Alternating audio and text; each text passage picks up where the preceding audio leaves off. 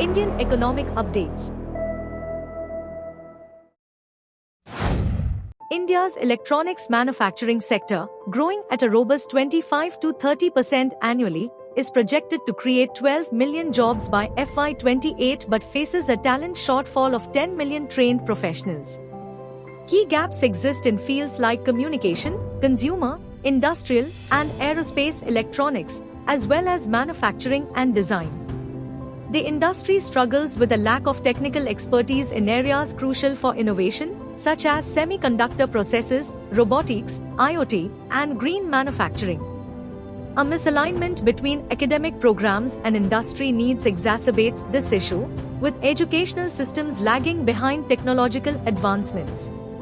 Bridging these gaps is essential for achieving the sector's $500 billion manufacturing output target by 2030. The Indian government has imposed an anti-dumping duty on welded stainless steel pipes and tubes imported from Vietnam and Thailand for 5 years, following recommendations from the Directorate General of Trade Remedies. The duty, ranging from $246 to $307 per metric ton, depends on the producer and country of origin. The DGTR determined that these products were being exported at unfairly low prices, harming the domestic industry. The duty applies to imports between April 2022 and March 2023. The investigation was prompted by a complaint from domestic manufacturers, with 40 producers participating in the probe. Foreign producers have contested the investigation. Patient advocates and treatment groups have raised concerns over patent monopolies for rare disease drugs, urging government, courts, and lawmakers to act against their abuse. Swiss drug maker Roche is seeking a permanent injunction to block Nutco Pharma from producing a generic version of Risdiplam, a spinal muscular atrophy drug, citing patent infringement. Health groups argue Roche's actions hinder access to affordable medication.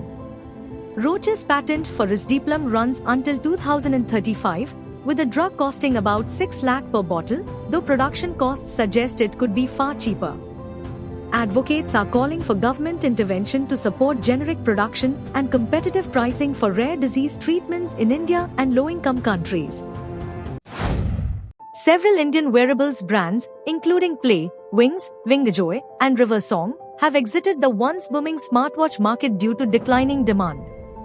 These brands, which typically import and sell white-labeled smartwatches from China, struggled with low margins and a saturated market. Meanwhile, Chinese handset makers are re-entering the wearable space, capitalizing on the slowdown faced by smaller Indian players. The total number of brands in the segment has dropped from over 75 in 2023 to fewer than 50. According to IDC, smartwatch shipments from smaller brands plummeted by 59.1% in Q3 2024 compared to a sharp rise the previous year. Some brands have ceased operations, with websites showing products marked as sold out.